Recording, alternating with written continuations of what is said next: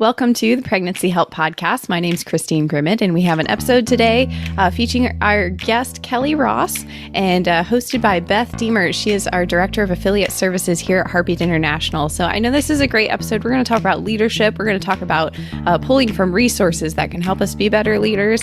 And this episode is sponsored by the Pregnancy Help Institute, which has 3 tracks: new director, leadership, and fundraising. So that is a place that Pregnancy Help movement leaders can go to get training. It's taking place the last week of July this year in Columbus, Ohio. So go to heartbeatservices.org to check out more on that. And with that, I want to turn things over to Beth. Thank you, Christine. Kelly, what a delight to be with you this morning. Thank you so much for being here. Yeah, it's a very smoky hot day here in South Carolina. So glad that I could join you guys and feel a little bit of those Columbus vibes coming my way. Awesome. Well, we're sending them your way. I'm just real excited to talk this morning about sort of your journey in the pregnancy help community and get to know you a little bit more, understand more about how you view leadership, maybe inspire some other leaders by your own story. So let's get started. Tell us a little bit about your background. How did you get involved?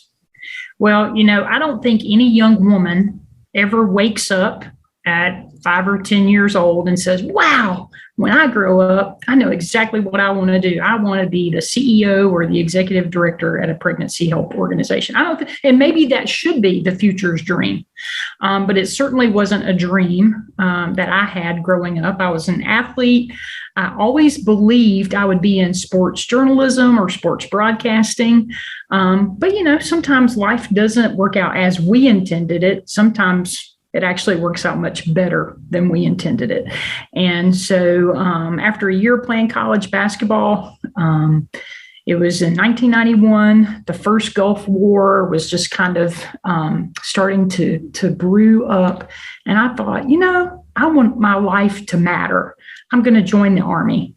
And so I did that. In July of 1991, I joined the U.S. Army and became an X-ray tech during my time in the military, and loved the military, served there for 8 years, and so much that I know about leadership I learned in that environment.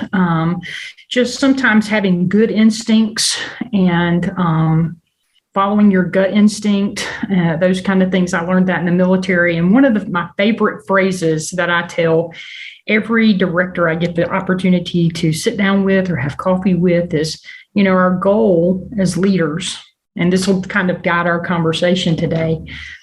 Our goal as leaders should be far enough ahead of the people that we lead that they understand we're the leader, but not so far ahead that they mistake us as the enemy and begin to fire. And so it's this balance of back and forth with the people that we lead, listening to them, learning from them, teaching them, and while ourselves remaining teachable. So those were the things that I learned during my military experience that I think have furthered my career.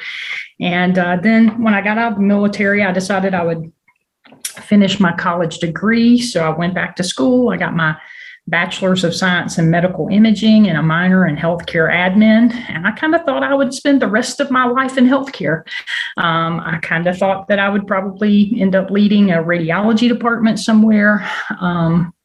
But God had other plans through that whole journey of discovering who I was. I ended up landing on a church staff kind of by accident.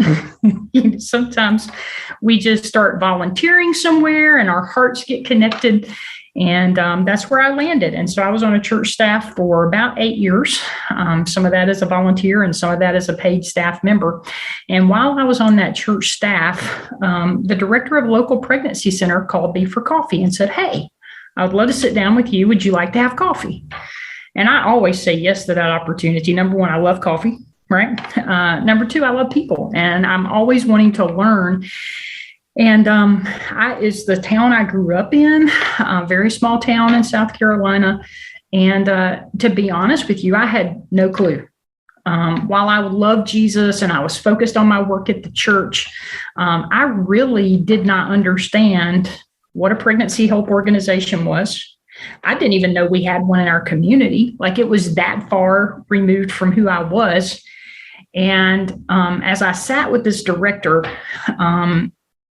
he began to talk to me about what they were doing and what they were trying to achieve and where they were going.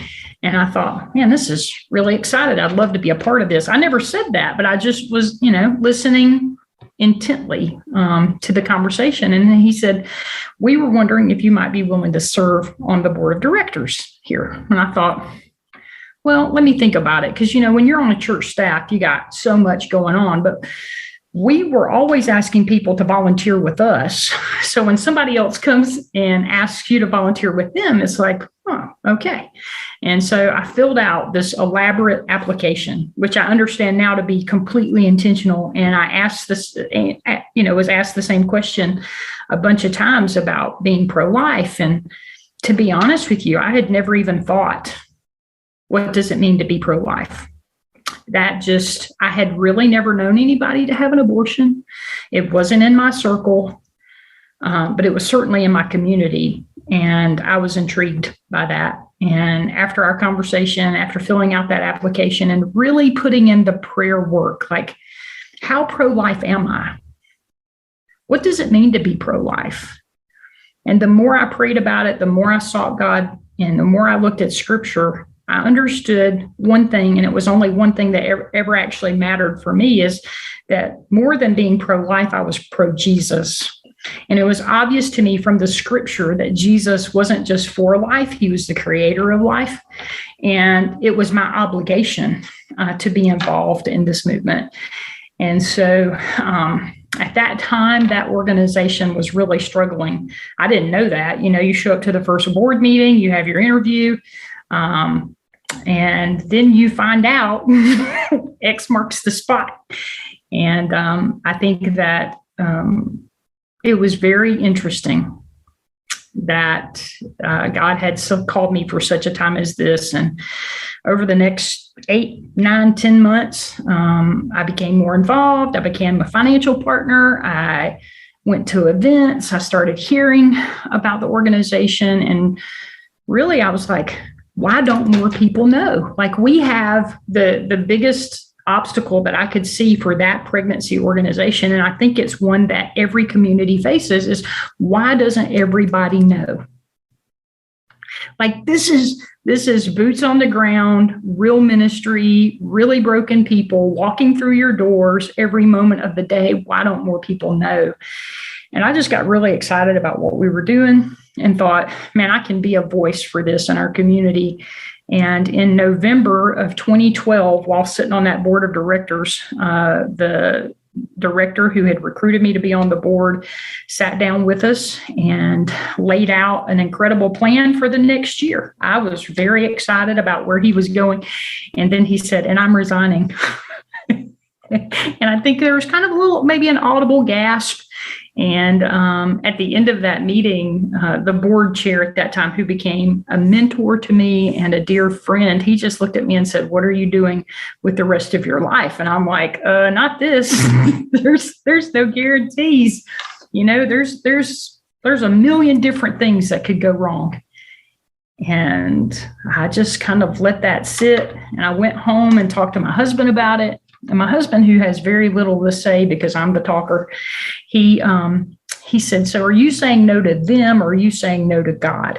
And I really had to pause again and really just spend some time in prayer. And a couple of weeks later, I called their board chair and I said, okay, our board chair, I said, I think I'd like to interview for this job if you're still interested. He actually thought I was calling to resign from the board because they had given me such a hard time that night. So it's interesting to see how all those things work out. And so that's how I got started in pregnancy help work. It was it was not what I intended. I was not ready to be the leader of a pregnancy help organization. But I love Jesus, and I felt like Jesus was calling me to that. And I thought, I'm going to figure this out. God's going to show me some things, and we're either going to become the biggest success in our community, or we're going to shut the doors. Like, it was a 50-50 shot here. And God, through his sovereignty and providence, he helped me. I didn't do it on my own. And I went to our very first, why is it so important that we gather together and we learn from one another as leaders? Because I think sometimes as leaders, we feel like we've already learned or we already have the knowledge base. I was in a really scary place. I knew I didn't. I knew I didn't have the knowledge base. I knew I didn't have the skills to do this. And so I went to every meeting I could possibly get. And I went to our state association meeting for the first time. And the very first state association I went to, there was a representative from Heartbeat International. Wow. It's probably your boss. And Betty McDowell was there.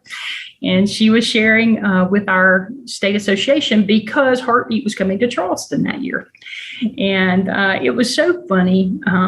It was just a divine meeting. And I went up to Betty at the end and I said, I don't know what I'm doing and I need to know more. And she invited me to Pregnancy Help Institute. And so, long story short, as far as that part goes, I still have friends like from that very first I think it was called New Director Oasis then. I'm not sure if that's still the name of it today. Yeah, we've kind of updated that, Kelly, because now we do Pregnancy Help Institute and we do several different tracks, right? And New Directors is one of them, but we're also doing a development track and a leadership track, which I want to talk to you about more. And I want to hear more of your story. I want to unpack a couple of things you said though before we move on.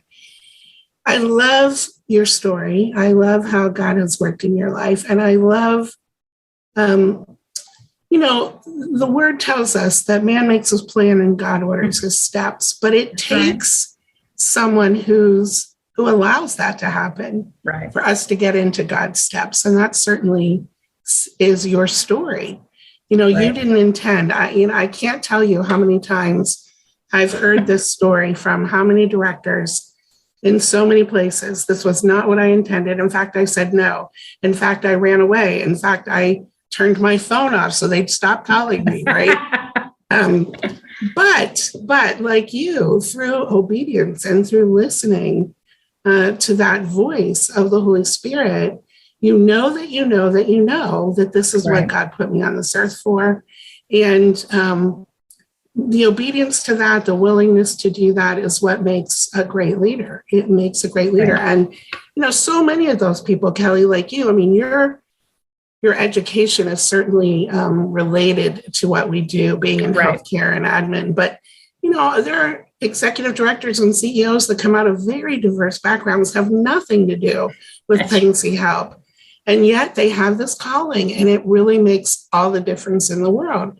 When God calls you, he calls you, and then he provides everything you need in order to do the job he's called you to do, which is what I'm hearing as your story progresses, right? Yeah. You went to every meeting, you go to a meeting, there's somebody there from Heartbeat, you say, hey, here I am, help me. And then you get invited to Pregnancy Help Institute. So tell me about that. Tell me about your experience there. Oh, yeah. So I think that anytime you walk in the door, right, I was a very unfamiliar face in the pregnancy center that I was leading. I'd been on the board, but our board was really more of a governing board. So I wasn't a daily face in the office. And I felt incredibly lonely. I don't think that you can define the amount of loneliness that you can encounter when you're stepping into an organization that's already running down the tracks and it's kind of running without you and you're trying to figure out where you belong. And from the very first time I went to a state meeting and attended Pregnancy Help Institute as a new director, I felt not so alone. And when you don't feel so alone, you don't feel so afraid. And I was like, man, these people are just like me. They don't know what they're doing either. And it was really kind of, I would say that that's the thing that Heartbeat does better than anybody else. They create a safe space where you can be open and honest, whether it's a seasoned leader who's looking to take that next step in their leadership adventure, or whether it's a new director. They create a safe space to be open and authentic and to actually let your guard down and to say, I'm scared, or I don't have the tools in my toolbox, and it's throughout that week, and it feels so much shorter than a week, but so much longer than a week at the same time. And I don't know if that makes sense, because the relationships that I've made, I've actually gone through all three parts at the Pregnancy Help Institute. And all three times that I've gone at different stages in my development, what I recognized is that week felt very long, but it also felt very short. And the reason that it feels long is you pick up new relationships that you're able to maintain. And there are people I see at conference. I have two in particular that we went through new director together, and we're still good friends. And all three of us are still leading pregnancy organizations. Now, I want to camp out there for a second, understanding that this leading a pregnancy care organization is difficult, and a lot of people fall out along the journey, right? It's just so hard. There's spiritual warfare. There's the political, there's all kinds of things always happening. And I just think it's interesting of this group that I went, three of us, here it is, that was 2013, and here we are in 2022. And not only are we still leading, we're still leading with passion. We're still attending conferences. We're still learning from one another. And so it's that kind of humility that's built into the coursework at PHI that really makes a huge difference. And I mean, I can't be more grateful to Heartbeat, to the leadership there, from Peg, now to Jarrell, just the intentionality that you put into making better leaders and building better leaders is unbelievable. Wow, Kelly, you are just warming my heart. And hey, guys, I'm not being paid to say any of these things. Yeah, thank you. Thank you for making that announcement. I completely can understand where you're coming from. And my background is as an executive director as well. And my first experience at Pregnancy Help Institute was as a mentoring director. I was asked to come and just share my experience with the new directors. And I did that. And it was such a joy to do that. One of my goals in doing that, because I really didn't understand a lot about it, I actually got the phone call asking me to do it while I was on vacation. And I was at the pool and there was a steel drum band playing. I could hardly hear what was being said, but I heard mentorship. I heard new directors. So my goal when I said yes was to just give what I had to give. And the idea of being real and authentic and not making it look also pretty tied up with a bow, because you're right. It's the most, I think, privileged calling in the world, but it's not easy, right? No. There's some difficult things about it. I had a good friend that I entered into my ministry season with, who worked for Child Evangelism Fellowship. And I used to say to her, you get to do Kool-Aid and flannel boards, and I deal with the spirit of life and death every day, right? So I get that. But the idea that, Kelly, you're still here after all these years, and your colleagues that you meet up with at conference are still here. There's a reason for that. There's a reason for your longevity in leadership. Talk to me about that a little bit more. Yeah, I think two things. The church where I was on staff, I had a pastor, our lead pastor. He's actually getting ready to retire in the coming year. And he used to say all the time, whether from the platform or in staff meetings, he would say, you can't call Jesus Lord and your next answer not be yes. Right? Like, we can't call him Lord. We can't worship him. And when he asks us to do something, we say a no.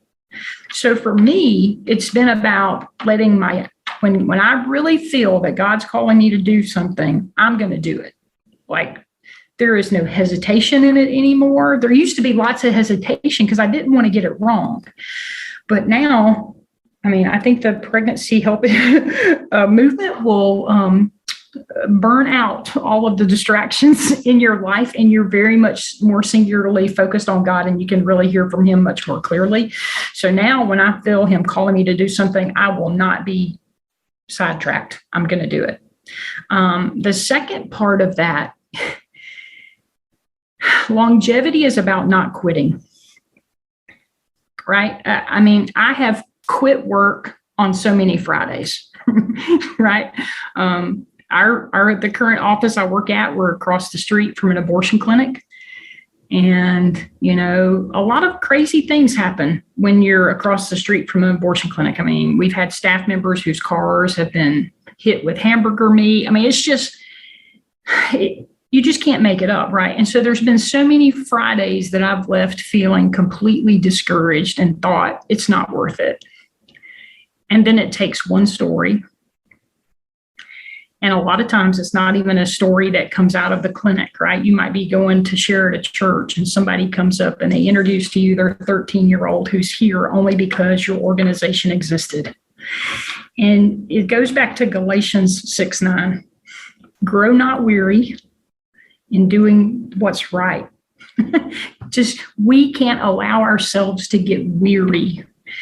And I'm telling you, PHI, Heartbeat Conference, those places, it's where you can go and surrender your weariness. I mean, I have to admit, I still go through seasons of feeling weary. That's why they give us vacation. I don't know if y'all know that, but that's the purpose of vacation. It's not to check your emails or to get caught up on all the things you're behind in, because what I've learned since 2013 is I can leave a stack of papers on my desk. I'll go on vacation for a week, and guess what? I come back, they're still there waiting on me. And it's okay to call a timeout. So it's really about not quitting. It's about having a willingness to say yes. It's about being sensitive when God is trying to get you to surrender that weariness, whether it's through a story, whether it's through, I get so fired up when a director that maybe I've mentored or kind of helped through the years, when they'll call me and say, you remember how we prayed about having a $200,000 budget? I wanted to let you know that we surpassed that this year, and here's where we're at.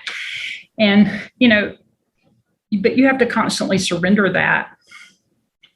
Weariness comes in waves, and you have to be humble enough to admit when you're weary, having that outside group of people who's praying for you that nobody else knows about, that you can call them and say, I'm weary.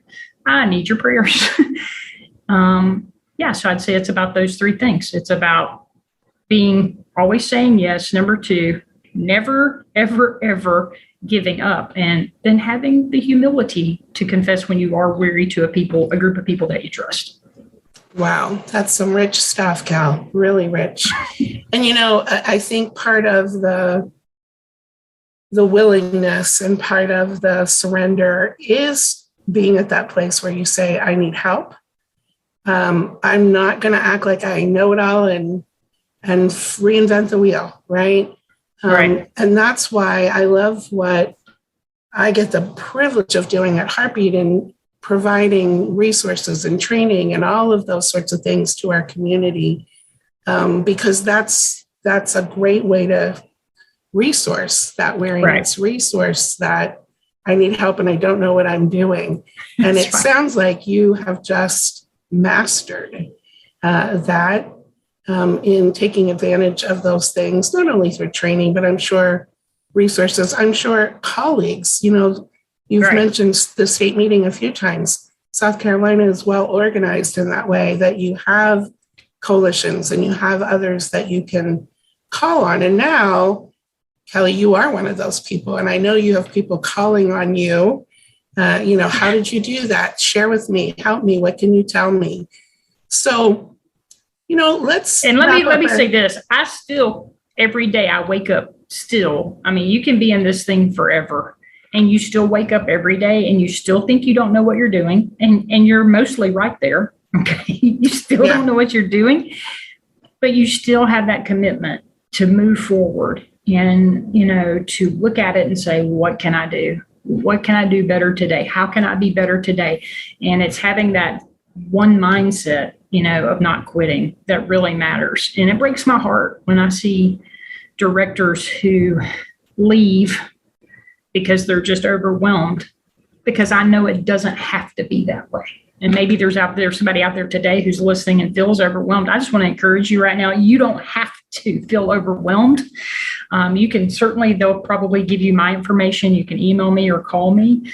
My staff says I'm the best pep talker that ever walked the planet Earth. I'll be glad to give you a pep talk, or just take a risk. and, go to your board and say, I think I could really benefit from PHI. And, it's okay to have been in that director seat for 3 or 4 years and still feel like you don't know what you're doing. I look, if they come up with another director track at Heartbeat, I'll be going through again, right? Okay. If they had phase 2 leadership, if you decide to put out a phase 2 leadership, I will come back and I will do that, because it has been so valuable for me over the years. And anyway, here's what PHI is. Whether you go through new director, advancement, the nursing, or the advanced leadership track, here's what it is. It's a college course. Okay, this is a semester worth of college in a week, right? And you're paying about half of what you would invest in a college class. And you're getting it from a faith-based perspective, directly related to exactly what you're doing. It's nothing else. This is a professional leadership class. I'm a John Maxwell certified speaker, trainer, and coach, and I learned more at PHI than I did through John Maxwell. Wow. And let me tell you why. I mean, John Maxwell, he's the leadership guru, right? Heartbeat is the pregnancy help guru. So if you're wanting to learn just solely about leadership, go visit John Maxwell. If you're wanting to learn about leadership inside the pregnancy help movement, go to where that person is who can help you. So, a lot of my leadership philosophy comes from John Maxwell, but all of my pregnancy help, pregnancy care center leading comes from Heartbeat International. So just keep that in mind when you're looking at all these other things that you could possibly do, some of them very expensive. Really think about PHI. Kelly, you're phenomenal. This has been such a joy just to dig a little deeper with you and hear more about your story. And I love your passion. I love your conviction. I love what God's done in your life. What a blessing you are. Hey, it's been cool. It's if I were to go home to Jesus tomorrow, it's a pretty cool story. Awesome. Some of it's not, appropriate for a podcast, so we will hold those things for another day. Let's remind people again, we didn't pay you to say any. No, this is all for free. But seriously, if there are people out there who are struggling, just sometimes knowing that there's help makes all the difference in the world. And you're part of that. You're part of that help, Kelly. So thanks for your inspiration this morning. Christine, we'll turn it back over to you. Thank you, Kelly. Your story reminded me of Heartbeat did a day of prayer, devotional, fasting yesterday, and Betty McDowell led a devotion on resiliency, and that was the word of the day, resilience. And we talked about how that applies in the pregnancy help movement, and that just reminded me there were so many connections there of how you found those things and those trainings and those people that helped you build. It was like those were the things in your toolbox that help you build resiliency. So cool to bridge that gap, and maybe that gives people some food for thought here to think about what you can do to build that